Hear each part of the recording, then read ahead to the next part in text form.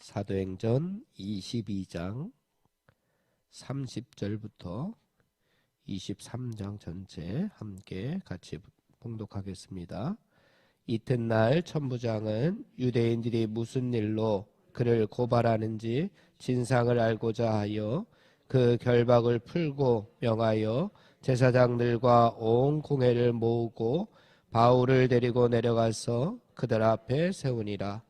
바울이 공회를 주목하여 이르되, 여러분 형제들아, 오늘까지 나는 범사의 양심을 따라 하나님을 섬겼노라 하거늘, 대제사장 아나니아가 바울 곁에 서 있는 사람들에게 그 입을 치라 명하니, 바울이 이르되, 회칠한 담이여, 하나님이 너를 치시리로다. 내가 나를 율법대로 심판한다고 앉아서 율법을 어기고 나를 치라 하느냐 하니, 곁에 선 사람들이 말하되, 하나님의 대제사장을 내가 욕하느냐? 바울이 이르되, 형제들아, 나는 그가 대제사장인 줄 알지 못하였노라.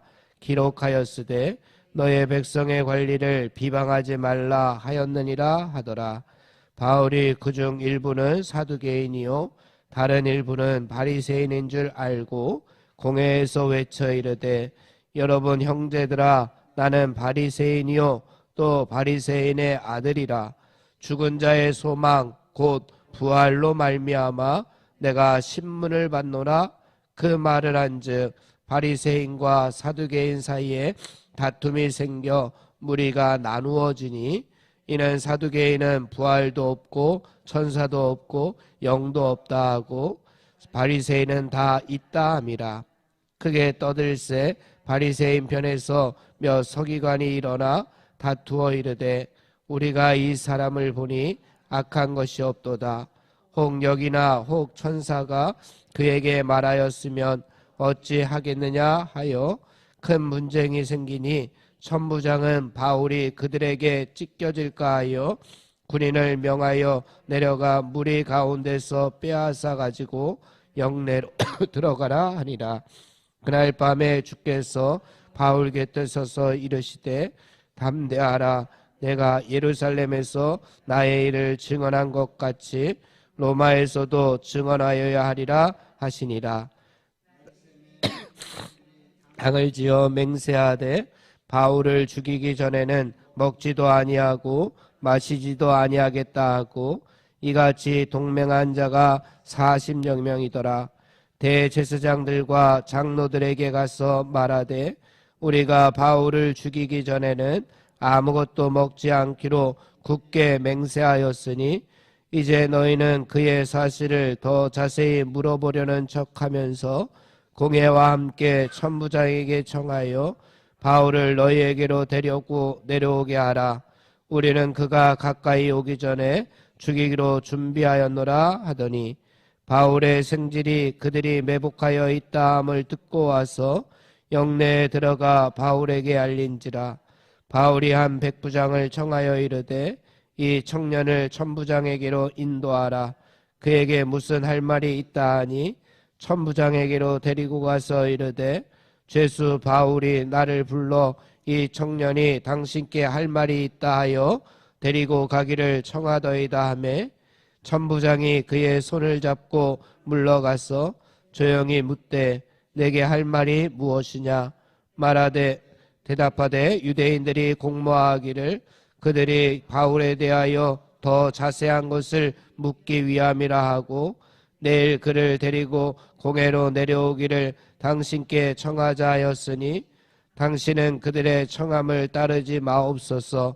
그들 중에서 바울을 죽이기 전에는 먹지도 않고 마시지도 않기로 맹세한 자 40여 명이 그를 죽이려고 숨어서 지금 다 준비하고 당신의 허락만 기다리나이다 하니, 이에 천부장이 청년을 보내며 경계하되, 이 일을 내게 알렸다고 아무에게도 이르지 말라 하고, 백부장 둘을 불러 이르되, 밤제 3시에 가이사랴까지 갈 보병 200명과 기병 70명과 창병 200명을 준비하라 하고, 또 바울을 태워 총독 벨릭스에게로 무사히 보내기 위하여 짐승을 준비하라 명하며 또 이 아래와 같이 편지하니 일러스되 글라우디오 루시아는 총독 벨릭스 각하께 문안하나이다. 이 사람이 유대인들에게 잡혀 죽게 된 것을 내가 로마 사람인 줄 들어 알고 군대를 거느리고 가서 구원하였다가 유대인들이 무슨 일로 그를 고발하는지 알고자 하여 그들의 공회로 데리고 내려갔더니 고발하는 것이 그들의 율법 문제에 관한 것뿐이요 한 가지도 죽이거나 결박할 사유가 없음을 발견하였나이다. 그러나 이 사람을 해하려는 관계가 있다고 누가 내게 알려주기로 곧 당신께로 보내며 또 고발하는 사람들도 당신 앞에서 그에 대하여 말하라 하였나이다 하였더라. 보병이 명을 받은 대로 밤에 바울을 데리고 안디바드리에 이르러 이튿날 기병으로 바울을 호송하게 하고 영내로 돌아가니라. 그들이 가이사랴에 들어가서 편지를 총독에게 드리고 바울을 그 앞에 세우고 총독이 읽고 바울더러 어느 영지 사람이냐 물어 길리기아 사람인 줄 알고 이르되 너를 고발하는 사람들이 오거든 내 말을 들으리라 하고 헤롯궁에 그를 지키라 명하니라. 아멘.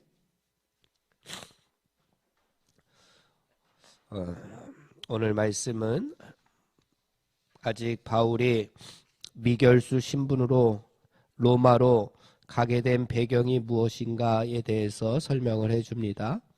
1절부터 11절까지 말씀해 보니까 바울이 공회 앞에서 사내들인 공회 앞에서 증언하는 장면이 나타납니다. 그리고 12절부터 22절까지는 바울을 죽이려고 하는 유대인들의 음모가 나타납니다. 그리고 마지막 35절까지는 바울이 그 음모로부터 벗어나서 가이사랴 총독부로 이송되는 그러한 장면이 나타납니다. 천부장은 제사장들과 온 공회를 다 모으고 바울이 그 앞에서 증언할 수 있도록 그렇게 일을 시킵니다. 이 바울의 당당한 말에 그리고 그 이방인이라고 하는 이방인도 구원받을 수 있다라고 하는 그 말에 극도로 화가 난 이 대제사장 아나니아가 앞부분에 보니까 그 바울의 입을 치라 이렇게 2절 말씀해 보니까 바울의 입을 치라라고 이렇게 명령을 내립니다. 그 말에 바울은 즉시 강력히 이렇게 반박을 합니다. 3절 말씀해 보니까 회칠한다며 하나님이 너를 칠 것이다 라고 이렇게 반박을 합니다. 바울이 이 대제사장 아나니아 권력자 앞에서 하나님이 너를 칠 것이다 라고 이렇게 담대히 말하고 있는 장면을 우리가 바라보면서 바울이 그만큼 하나님과 동행하고 있는 그 믿음이 얼마나 확실히 그 마음 가운데 삶 가운데 있었는지 잘 보여줍니다. 하나님께서 함께 하신다라고 하는 확신이 없었다면 아마 이렇게 담대하게 이러한 말씀을 전하지 못했을 겁니다. 그때 바울이 공회를 보면서 서로 앙숙이었던 사두개인들과 바리새인들이 함께 있는 것을 보게 됩니다. 바울이 원래 출신이 바리새파 사람입니다. 그리고 바울은 지금 예수님의 부활을 전하고 있고 그것 때문에 지금 신문을 받게 되었다는 말을 그 사두개인들과 바리새인들이 섞여 있는 그 자리에서 이야기를 합니다. 그 말을 듣고 부활을 인정하지 않는 사두개인들과 부활을 인정하는 바리새인 사이에 논쟁이 일어나는 장면이 그 이후에 나타납니다. 그리고 급기야 바리새인 중에서 몇 사람은 일어나서 바울에 대해서 들어보니 지금 생각해보니 이 바울에게는 악한 것이 없는 것 같다, 죄가 없는 것 같다 라고 그렇게 변호까지 해주는 바리새인들도 생겨나게 됩니다. 그렇다고 해서 바울을 죽이려고 하는 그 유대인들의 기세는 사그라지지 않았습니다. 심지어 유대인들 중에 바울을 죽이기 전에는 나는 먹지도 않고 마시지도 않겠다라고 맹세한 자가 약 40여 명 되었다라고 이렇게 이야기를 합니다. 그러니까 암살자가 한 40여 명 정도 생기게 되는 겁니다. 바울을 죽여야지만 먹고 마시겠다라고 그러한 맹세를 한 사람들, 바울을 살해할 음모를 저들이 꾸밉니다. 그런데 신기하게도 그 이후에 말씀해 보니까 그 음모를 바울의 생질이었던 바울의 조카가 우연히 듣게 되고 그것을 바울에게 알려줍니다. 천부장은 급히 바울을 당시 로마 총독이 거주하는 행정 수도였던 가이사랴로 바울을 보내게 됩니다. 그때 당시 총독은 벨리스였는데 바울의 무죄를 주장하는 편지와 함께 바울을 보내게 되는 내용이 오늘 말씀에 나타나게 됩니다.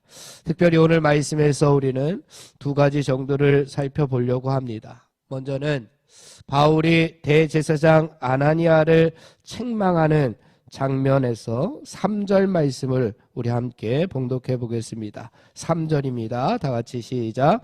바울이 이르되 회칠한다며 하나님이 너를 치시리로다.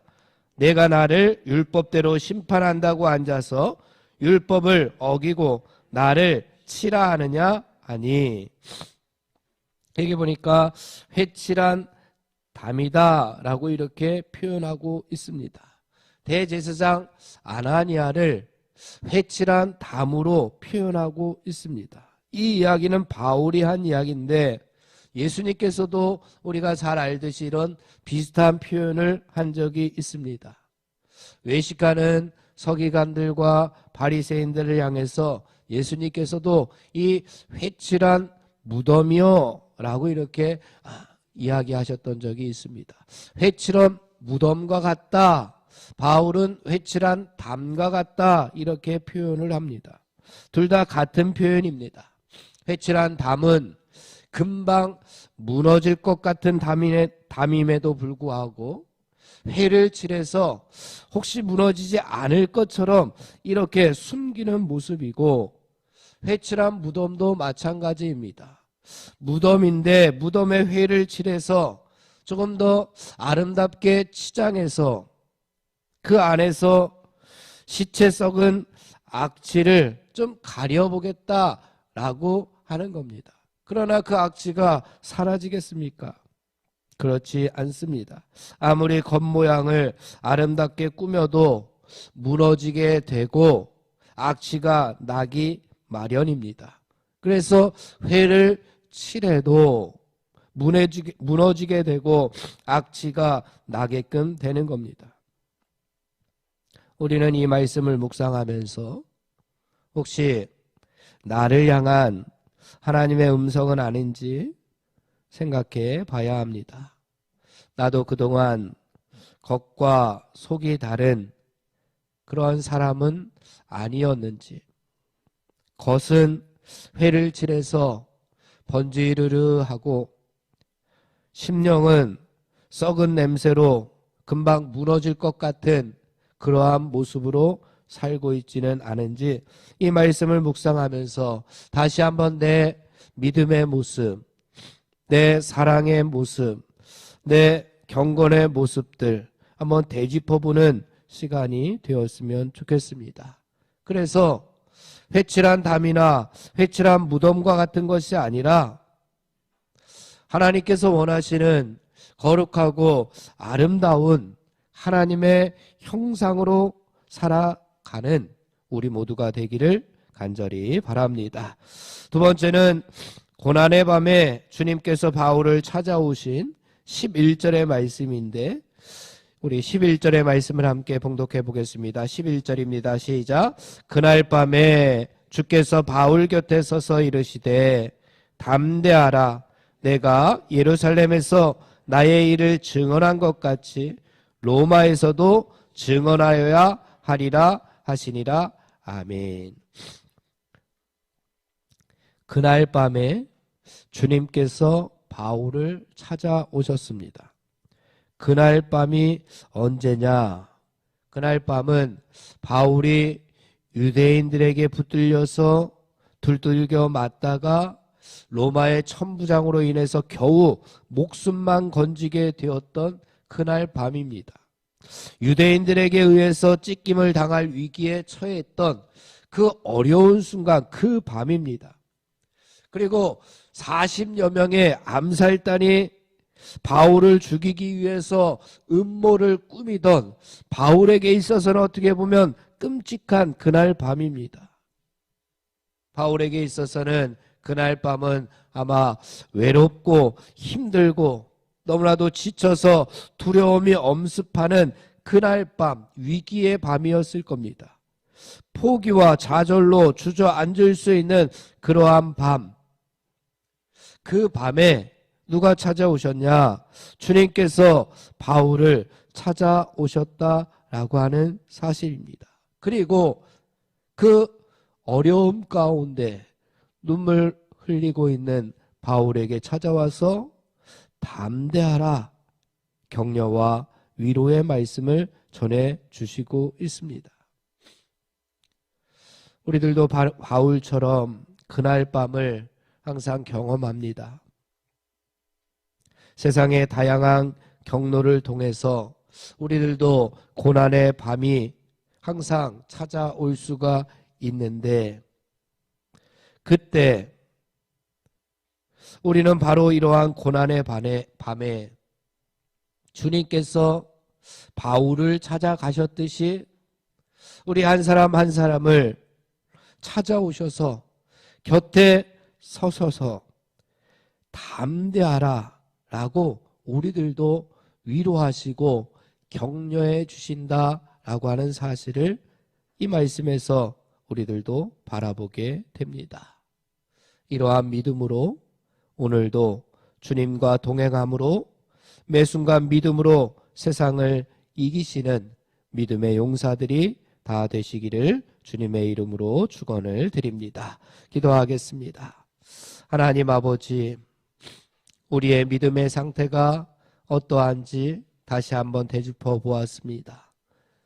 혹시 회칠한 무덤과 같이, 회칠한 담과 같이 겉과 속이 다른 모습으로 살아가고 있지는 않은지 다시 한번 되짚어 보면서 오직 하나님께서 원하시는 하나님의 형상으로 오늘도 살아갈 수 있도록 인도하여 주시옵소서. 오늘도 고난의 밤이 찾아올 때에 주님께서 우리 옆에 서서 우리를 위로하고 계심을 우리가 믿고 세상을 이기고 믿음으로 살아가는 우리 모두가 될 수 있도록 인도하여 주시옵소서. 예수님의 이름으로 기도하옵나이다. 아멘. 합심하여 기도하고 개인 기도하고 돌아가겠습니다. 부활의 능력과 소망을 품고 하나님 나라를 증언하고 살아내게 하소서. 하나님의 말씀이 삶의 기준이 되게 하여 주시옵소서. 질병과 연약함으로 고통당하는 사랑하는 성도들을 치유하여 주시옵소서. 전쟁과 자연재해, 가난과 억압으로 고통당하는 지구촌 이웃들에게 하늘의 은혜를 허락하여 달라고 우리 합심하여 기도하고 개인 기도하고 돌아갑니다. 하나님 아버지,